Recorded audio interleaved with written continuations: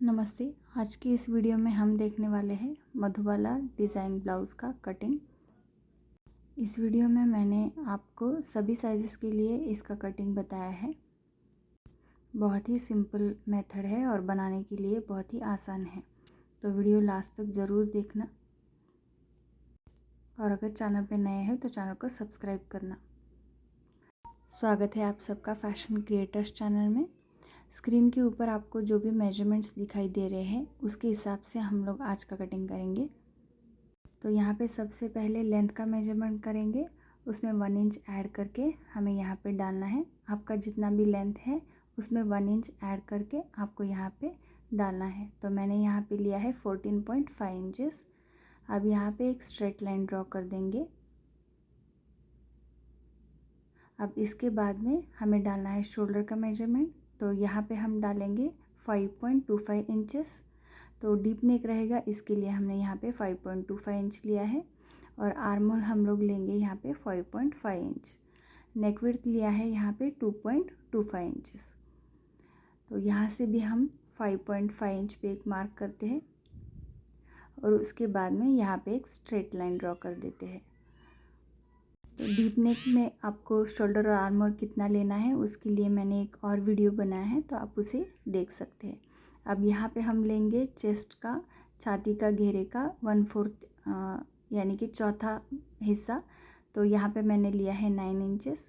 अब नीचे भी हम लोग लेंगे कमर का चौथा हिस्सा, मतलब वेस्ट राउंड का 4th पार्ट। तो यहाँ पे मेरा आता है 7.25 इंचेस। उसमें 1 इंच हम ऐड करेंगे टक्स के लिए और एक मार्क कर देंगे। उसके आगे मैंने छोड़ा है सिलाई मार्जिन, वो रहेगा 1.5 इंच। आप चाहे तो इसे 2 इंच भी रख सकते हैं। अब यहाँ पे भी एक स्ट्रेट लाइन ड्रॉ कर देते हैं। अब इसके बाद में हम यहाँ पे डालेंगे टक्स का मार्किंग। तो 1 इंच अंदर की तरफ मार्क करके जितना बचेगा उसका हम सेंटर निकालेंगे और वहाँ पे एक मार्क कर देंगे। ऊपर हम लेंगे 4 इंचेस। आप इसे 4.5 इंचेस भी ले सकते हैं। तो यहाँ पे टक्स का मार्किंग करेंगे। दोनों साइड से आधा आधा इंच पे मैंने एक मार्क कर दिया और यहाँ पे टक्स ड्रॉ कर देंगे। तो नेक विड्थ, आर्म होल और शोल्डर नेक, डीप नेक में कितना लेना है वो मैं आपको आगे शेयर करूँगी। और उसको अगर डिटेल में आपको समझना है तो उसका एक वीडियो भी है, वो आप देख सकते हैं। अब यहाँ पे मैंने 1 इंच पे एक मार्क किया है आर्म होल के लिए। अब आर्म होल लाइन का हम यहाँ पे लेंगे सेंटर मार्क करके, और जो पॉइंट्स अभी हमें मिले हैं इस तरीके से हम यहाँ पे बैक आर्म होल का शेपिंग करेंगे। अब नेक विड्थ यहाँ पे जितना डाला है उससे हमें थोड़ा ज़्यादा नीचे लेना पड़ेगा। तो यहाँ पे मैं डाल रही हूँ 11 इंचेस पे एक मार्क, जो बैक का डीप रहेगा। और उसके आगे हम डालेंगे, ऊपर जितना नेक विड्थ लिया है उससे आधा या पौना इंच आप नीचे ज़्यादा ले सकते हो। ऊपर हमने लिया था 2.25 इंचेस, तो यहाँ पे हम लोग 3.25 इंच जितना ले सकते हैं।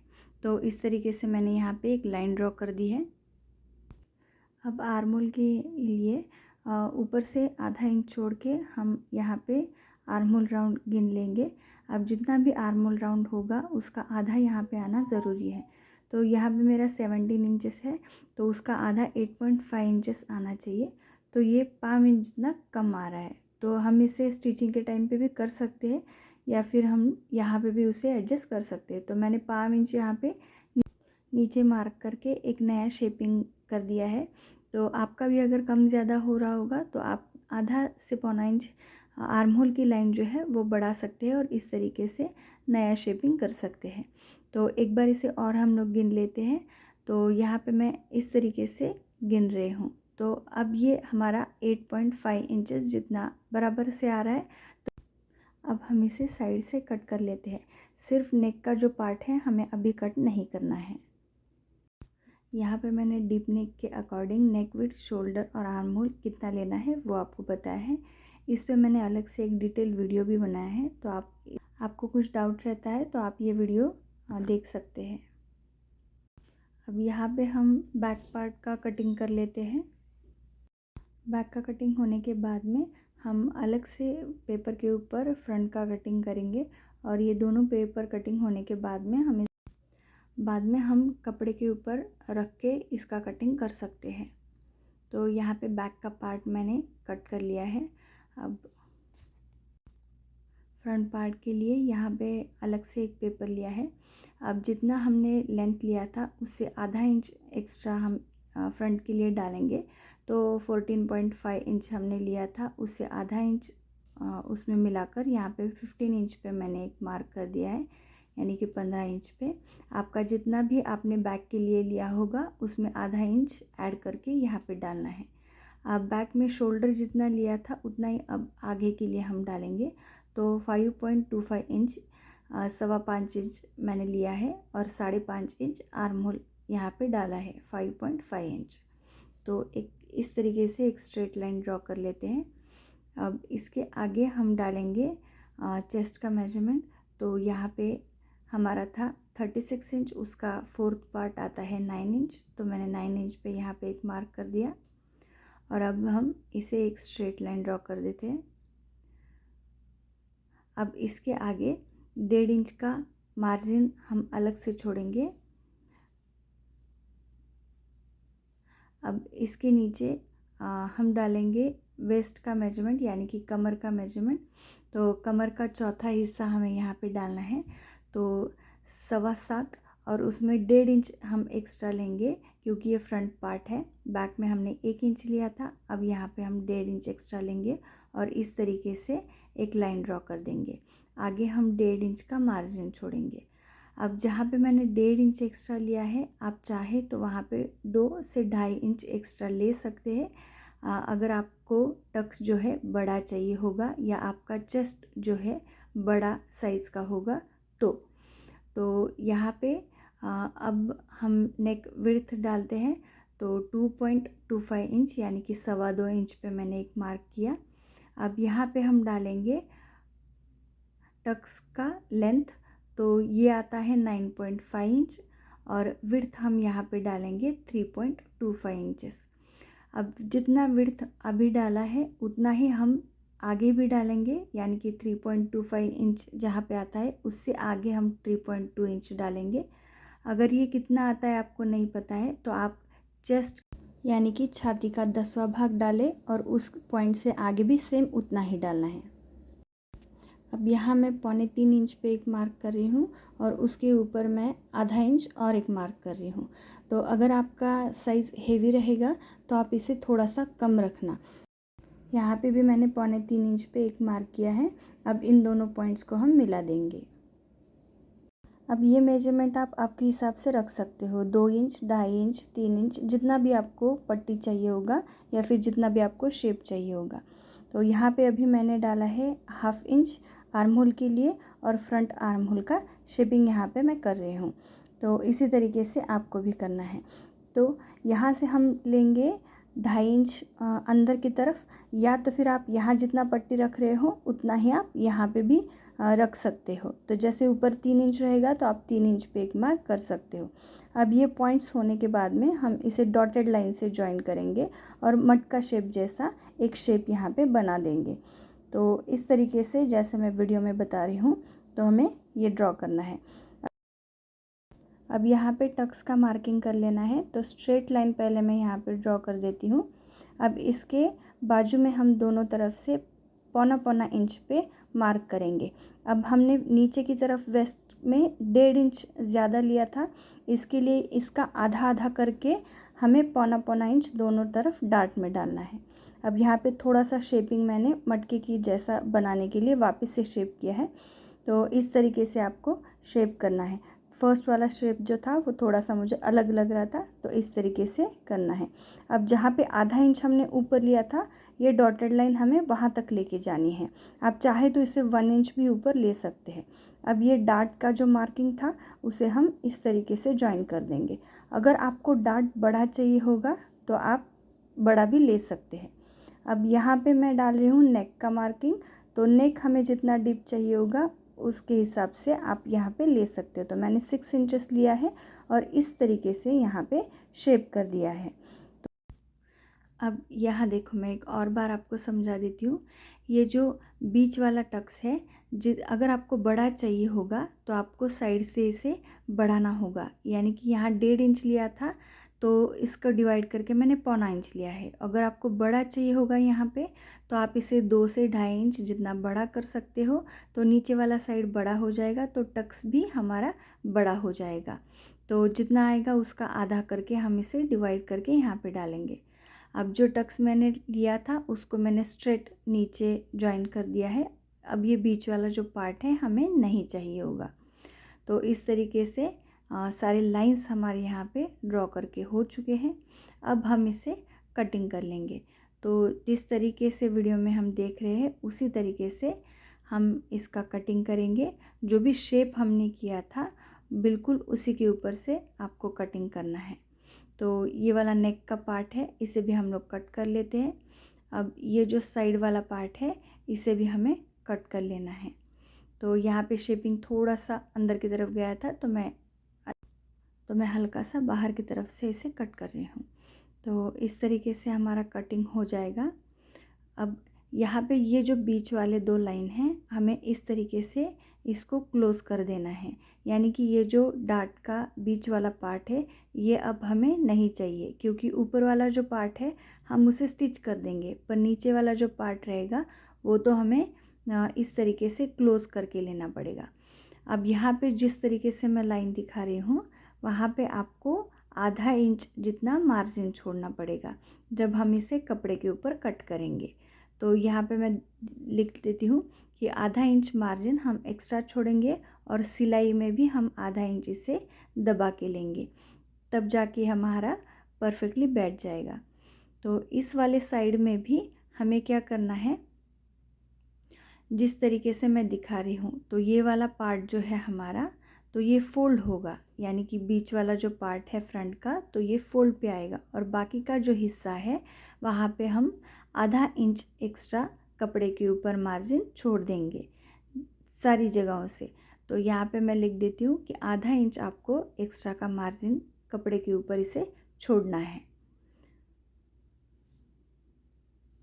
अब ये होने के बाद में जब हम इसे टक्स इस तरीके से स्टिच करेंगे यहाँ पे,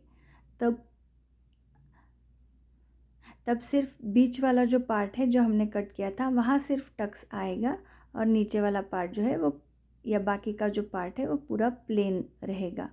तो वहाँ पे कोई भी टक्स नहीं आएगा। अब इसके बाद में मैं एक और बात यहाँ पे आपको बता देती हूँ कि अगर आप फ्रंट में फोल्ड रख रहे हो, यानी कि आप यहाँ पे ओपन नहीं रखोगे, हुक या लुक पट्टी के लिए नहीं रखोगे, तो आपको बैक का जो पार्ट है उसमें आपको ओपन रखना पड़ेगा। आप यहाँ पे जो है तो आपको हुक या आई पट्टी है उसके लिए अलग से ½ इंच मार्जिन छोड़ना पड़ेगा। और अगर यहाँ पे नहीं रखते हो बैक में तो आपको फ्रंट में रखना पड़ेगा। तो आप दोनों हिसाब से कर सकते हो, चाहे आप फ्रंट में रखो या बैक में रखो, तो एक जगह पे आपको इसका ओपनिंग ज़रूर रखना है, या तो बैक में या तो फ्रंट में। अब यहाँ पे हम करेंगे आगे स्लीव्स का कटिंग। तो जितना भी स्लीव्स का आपका लेंथ है उसमें 1 इंच ऐड करके हम यहाँ पे डाल देंगे। तो मेरा है 5.5 इंच, इसलिए मैंने यहाँ पे लिया है 6.5 इंच। आपका जितना भी हो आप उतना डाल सकते हैं। तो कैप हाइट के लिए हम यहाँ पे ले रहे हैं 3.5 इंचेस। अगर आप बहुत ही हेवी साइज़ का आपका ब्लाउज़ रहेगा तो आप इसे 4 इंच भी ले सकते हैं, और अगर 36 से छोटा साइज़ रहेगा तो आप यहाँ पे 3 इंचेस भी कैप हाइट रख सकते हो। अब ये दोनों लाइन को मैंने स्ट्रेट कर दिया है। अब यहाँ पे हम जो मेजरमेंट डालेंगे तो जितना भी हमारा चेस्ट है, छाती है, उसका 4th पार्ट यानी कि चौथा हिस्सा उसमें से ½ इंच कम करके हमें डालना है, और उसके बाद में अंदर की तरफ 1.5 इंच पे एक मार्क करना है। यानी कि मैंने पहला मार्क किया 8.5 इंच पे, 8.5 इंच पे, और उसके अंदर 1.5 इंच पे एक और मार्क किया है मैंने, जो हमारा मार्जिन रहेगा। अब नीचे की तरफ मैंने एक पॉइंट मार्क किया है, वो स्लीव राउंड के आधा होगा, जितना भी स्लीव राउंड है उसका आधा, और उसके आगे हम डालेंगे 1.5 इंच का सिलाई मार्जिन।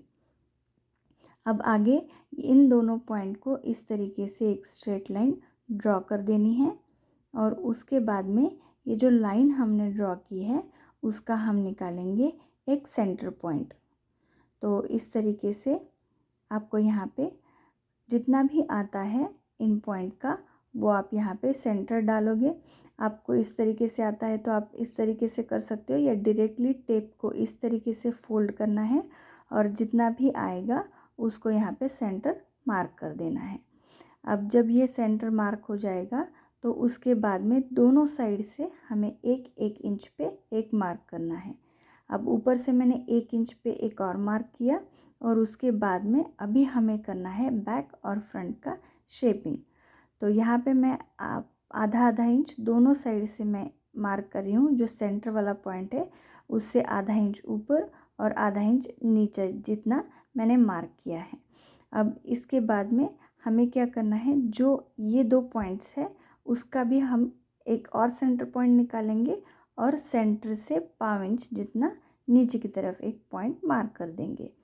तो अब इसके आगे इस तरीके से हम करेंगे बैक आर्म होल का शेपिंग।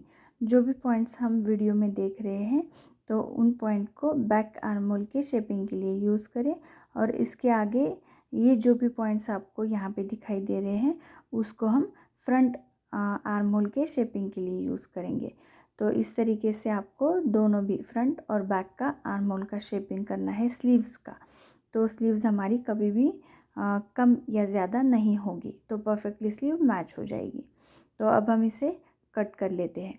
तो कट करने से पहले आपको बैक साइड का जो आपका पेपर है उसके ऊपर इसको चेक करना है। तो आधा इंच हम लोग सिलाई का छोड़ेंगे और इस तरीके से हम स्लीव्स को मैच करके देखेंगे कि ये परफेक्टली बैठेगी या नहीं। तो यहाँ पे बस एक लाइन जितना फ़र्क आ रहा है तो मैंने यहाँ पे उतना पॉइंट मार्क कर दिया है। तो इतना तो एडजस्ट हम स्टिचिंग के टाइम पे कर सकते हैं, पर अगर बहुत ज़्यादा डिफरेंस आ रहा होगा तो आपको इस तरीके से स्लीव्स को चेक करना है और जितना भी डिफरेंस आपका आ रहा है उसको आपको स्लीव्स का जो पेपर का कटिंग है उसमें आपको कम या ज़्यादा करना है। तो यहाँ पे मैंने जितना एक लाइन जितना डिफरेंस था तो यहाँ पे मैंने इस तरीके से उसको एडजस्ट किया। आगे हम वापस से उसका 1.5 इंच का मार्जिन अलग से छोड़ेंगे। जो भी पॉइंट मिलेगा उसे इस तरीके से वापस से हम लाइन ड्रॉ करेंगे और स्लीव्स को कट कर लेंगे। तो इस तरीके से स्लीव्स को कट कर लेते हैं। अगर आपका ज़्यादा भी डिफरेंस आ रहा होगा तो कोई प्रॉब्लम नहीं है, आप इसी तरीके से स्लीव्स को कट कर सकते हैं। तो स्लीव्स परफेक्टली बैठ जाएगी। तो फ्रंट का भी पार्ट हमने यहाँ पे कट कर लिया है। तो यहाँ पे हमारी स्लीव्स परफेक्टली कट हो चुकी है। अब यहाँ पे हमारी पेपर कटिंग हो चुकी है। आप चाहे तो पेपर के ऊपर अभी नेक कट कर सकते हो। तो ये बैक पार्ट स्लीव्स का और फ्रंट का पार्ट हमारा पूरा हो चुका है। आपको आज का ये वीडियो कैसा लगा मुझे कमेंट में ज़रूर बताना और अगर चैनल पे आप नए हो तो चैनल को सब्सक्राइब ज़रूर करना। Thank you.